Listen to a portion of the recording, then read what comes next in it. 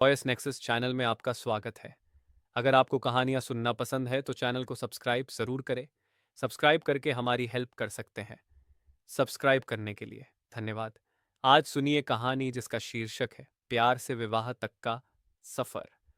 प्यार से विवाह तक का सफ़र इतना लंबा होगा उन्होंने सोचा न था। दो युवा दिलों ने दाम्पत्य जीवन के सपने संजोने शुरू कर दिए थे, लेकिन इंतज़ार की घड़ियां बढ़ती ही जा रही थीं।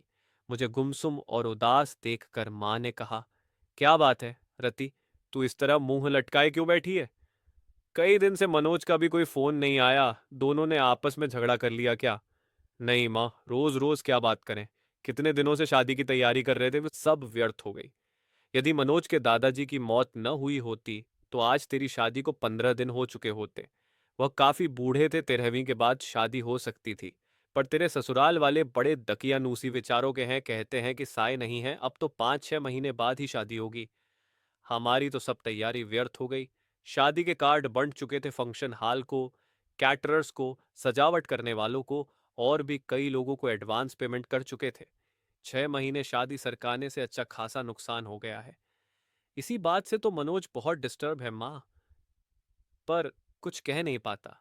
बेटा, हम भी कभी तुम्हारी उम्र के थे, तुम दोनों के एहसास को समझ सकते हैं, पर हम चाहकर भी कुछ नहीं कर सकते। मैंने तो तेरी सास से कहा भी था कि साय नहीं है तो क्या हुआ, अच्छे काम के लिए सब दिन शुभ होते हैं। अब हमें शादी कर देनी चाहिए।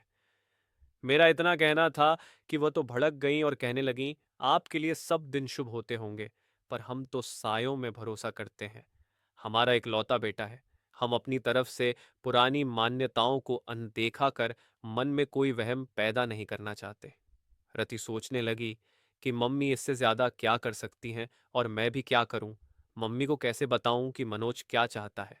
नर्सरी से इंटर तक हम दोनों साथ साथ पढ़े थे, किंतु दोस्ती इंटर में आने के बाद ही हुई थी। इंटर के बाद मनोज इंजीनियरिंग करने चला गया और मैंने बीएससी में दाखिला ले लिया था। कॉलेज अलग होने पर भी हम दोनों छुट्टियों में कुछ समय साथ बिताते थे। बीच में फोन पर बातचीत भी कर लेते थे। कंप्यूटर पर चैट हो जाती थी। एम्बेसी में आते ही मम्मी पापा ने शादी के लिए लड़का तलाशने की शुरुआत कर दी। मैंने कहा भी कि मम्मी, एमटेसी के बाद शादी करना, पर उनका कहना था कि तुम अपनी पढ़ाई जारी रखो, शादी कौन सी अभी हुई जा रही है, अच्छा लड़का मिलने में भी समय लगता है। शादी की चर्चा शुरू होते ही मनोज की छवि मेरी आंखों में तैर गई थी। यूं हम दोनों एक अच्छे मित्र थे, पर तब तक शादी करने के वादे हम दोनों ने एक दूसरे से नहीं किए थे। साथ मिलकर भविष्य के सपने भी नहीं देखे थे। पर मम्मी द्वारा शादी की चर्चा करने पर मनोज का ख्याल आना, क्या इसे प्यार समझूं? क्या मनोज भी यही चाहता है? कैसे जानूं उसके दिल की बात? मुलाकात में मनोज से मम्मी द्वारा शादी की पेशकश के बारे में बताया तो वह बोला, इतनी जल्दी शादी कर लोगी? अभी तो तुम्हें 2 वर्ष एमपारेससी करने में ही लगेंगे। फिर कुछ सोचते हुए बोला था, सीधे सीधे बताओ, क्या मुझसे शादी करोगी? पर अभी मुझे सेटल होने में कम से कम 2-3 वर्ष लगेंगे। प्रसन्नता की एक लहर तनमन को छू गई थी। सच कहूं मनोज, जब मम्मी ने शादी की बात की तो एकदम से मुझे तुम याद आ गए थे। क्या यही प्यार है? मैं समझता हूं यही प्यार है। देखो, जो बात अब तक नहीं कह सका था, तुम्हारी शादी की बात उठते ही मेरे मुंह पर आ गई और मैंने तुम्हें प्रपोज कर डाला। अब जब हम दोनों एक दूसरे से चाहत का इजहार कर ही चुके हैं तो फिर इस विषय में गंभीरता से सोचना होगा। सोचना ही नहीं होगा रति, तुम्हें अपने मम्मी पापा को इस शादी के लिए मनाना भी होगा। क्या तुम्हारे घर वाले मान जाएंगे? देखो, अभी तो मेरा इंजीनियरिंग का अंतिम साल है। मेरी कैट की कोचिंग भी चल रही है, उसकी भी परीक्षा देनी है। वैसे हो सकता है इस साल किसी अच्छी कंपनी में प्लेसमेंट मिल जाए, क्योंकि कॉलेज में बहुत सी कंपनियां आती हैं और जॉब ऑफर करती है।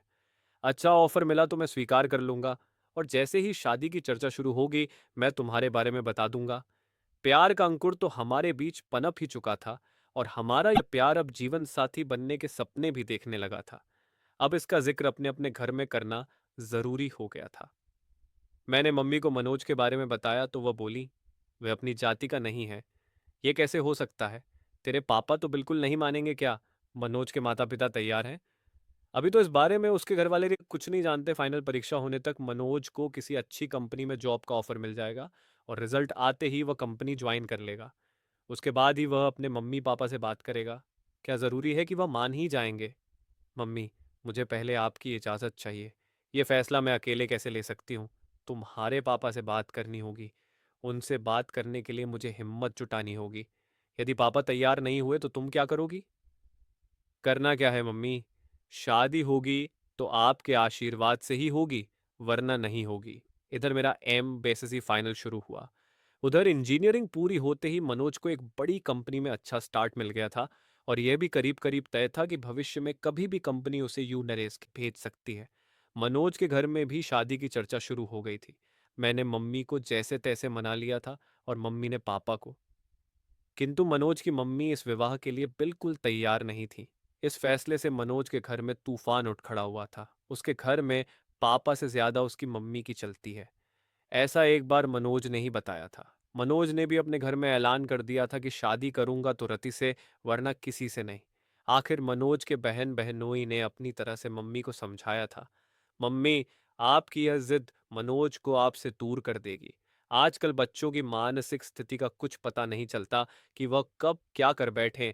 आज के ही अखबार में समाचार है कि माता पिता की स्वीकृति न मिलने पर प्रेमी प्रेमिका ने आत्महत्या कर ली। वह दोनों बालिग हैं। मनोज अच्छा कमा रहा है, वह चाहता तो अदालत में शादी कर सकता था, पर उसने ऐसा नहीं किया और आपकी स्वीकृति का इंतजार कर रहा है। अब फैसला आपको करना है। मनोज के पिता ने कहा था, बेटा मुझे तो मनोज की इस शादी से कोई एतराज नहीं है। लड़की पढ़ी लिखी है, सुंदर है, अच्छे परिवार की है, और सबसे बड़ी बात, अब मनोज को पसंद है। बस हमारी जाति की नहीं है तो क्या हुआ, पर तुम्हारी मम्मी को कौन समझाए? जब सब तैयार हैं तो मैं ही उसकी दुश्मन हूं क्या? मैं ही बुरी क्यों बनूं? मैं भी तैयार हूं। मम्मी का इरादा फिर बदले, इससे पहले ही मंगनी की रस्म पूरी कर दी गई थी। तय हुआ था कि मेरी एसएससी पूरी होते ही शादी हो जाएगी। मंगनी हुए 1 साल हो चुका था। शादी की तारीख भी तय हो चुकी थी। मनोज के बाबा की मौत न हुई होती तो हम दोनों अब तक हनीमून मनाकर कुल्लू मनाली शिमला से लौट चुके होते, और 3 महीने बाद मैं भी मनोज के साथ अमेरिका चली जाती। पर अब 6 से 7 महीने तक साय नहीं है, अतः शादी अब तभी होगी, ऐसा मनोज की मम्मी ने कहा है। पर मनोज शादी के टलने से खुश नहीं है। इसके लिए अपने घर में उसे खुद ही बात करनी होगी। हाँ, यदि मेरे घर से कोई रुकावट होती तो मैं उसे दूर करने का प्रयास करती, पर मैं क्या करूं, माना कि उसके भी कुछ जज्बात हैं। 4 से 5 वर्षों से हम दोस्तों की तरह मिलते रहे हैं, प्रेमियों की तरह साथ साथ भविष्य के सपने भी बुनते रहे हैं, किंतु मनोज को कभी इस तरह कमजोर होते नहीं देखा। यद्यपि उसका बस चलता तो मंगनी के दूसरे दिन ही वह शादी कर लेता, पर मेरा फाइनल साल था, इसलिए वह मन मसोस कर रह गए। प्रतीक्षा की लंबी घड़ियां हम कभी मिलकर कभी फोन पर बात करके काटते रहे। हम दोनों बेताबी से शादी के दिन का इंतजार करते रहे। दूरी सहन नहीं होती थी, साथ रहने व एक हो जाने की इच्छा बलवती होती जाती थी। जैसे जैसे समय बीत रहा था, सपनों के रंगीन समुंदर में गोते लगाते दिन मंजिल की तरफ बढ़ते जा रहे थे। शादी के 10 दिन पहले हमने मिलना भी बंद कर दिया था कि अब एक दूसरे को दूल्हा दुल्हन के रूप में ही देखेंगे, पर विवाह के 7 दिन पहले बाबा जी की मौत हमारे सपनों के महल को धराशायी कर गई। बाबा जी की मौत का समाचार मुझे मनोज ने ही दिया था और कहा था, बाबा जी को भी अभी ही जाना था, हमारे बीच फिर अंतहीन मरुस्थल का विस्तार है। लगता है अब अकेले ही अमेरिका जाना पड़ेगा, तो तुमसे मिलन तो मृग तृष्णा बन गया है। 13वीं के बाद हम दोनों गार्डन में मिले थे। वह बहुत भावुक हो रहा था। रति, तुमसे दूरी अब सहन नहीं होती। मन करता है तुम्हें लेकर अनजान जगह पर उड़ जाऊं, जहां हमारे बीच न समाज हो, न परंपराएं हो, न ये रीति रिवाज हो। दो प्रेमियों के मिलन में समाज के कायदे कानून की इतनी ऊंची बाड़ खड़ी कर रखी है कि उनकी सब्र की सीमा ही समाप्त हो जाए।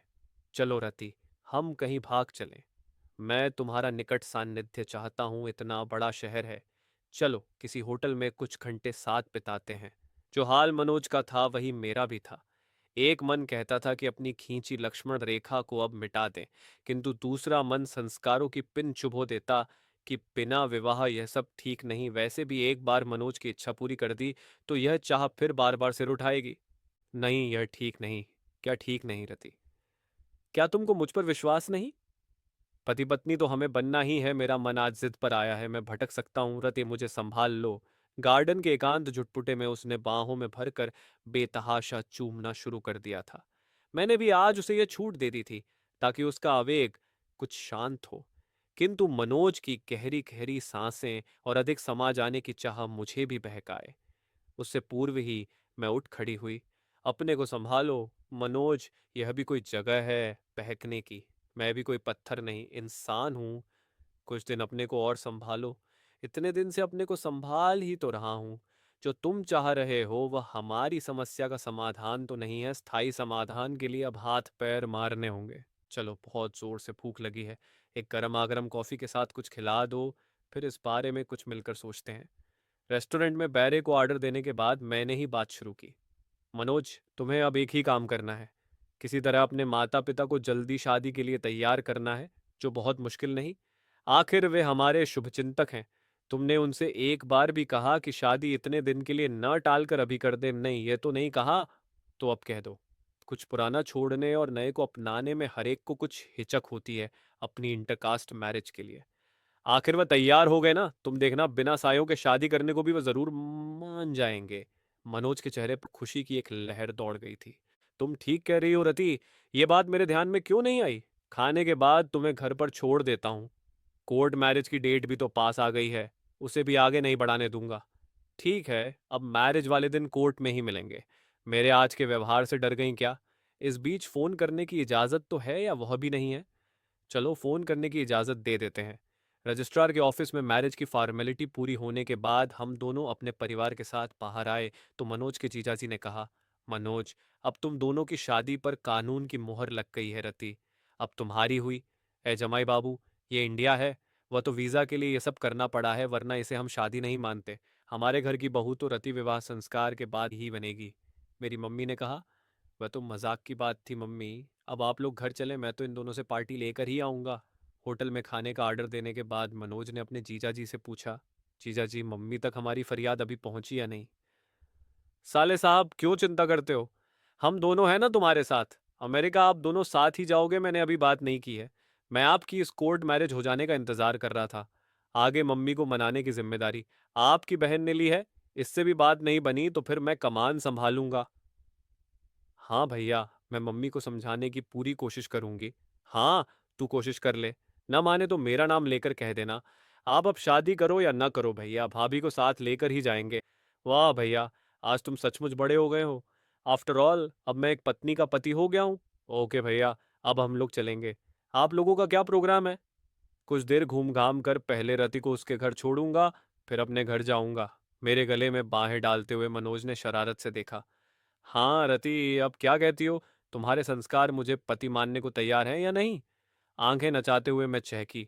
अब तुम 90% मेरे पति हो, यानी 10% की अब भी कमी रह गई है। अभी और इंतजार करना पड़ेगा। उस दिन का मुझे अफसोस है मनोज, पर अब मैं तुम्हारी हूँ। अगर आपको कहानियाँ सुनना पसंद है तो चैनल को सब्सक्राइब ज़रूर करें, वीडियो को लाइक एवं कमेंट करके अपना सुझाव दें। सब्सक्राइब करके हमारी हेल्प कर सकते हैं। सब्सक्राइब करने के लिए धन्यवाद।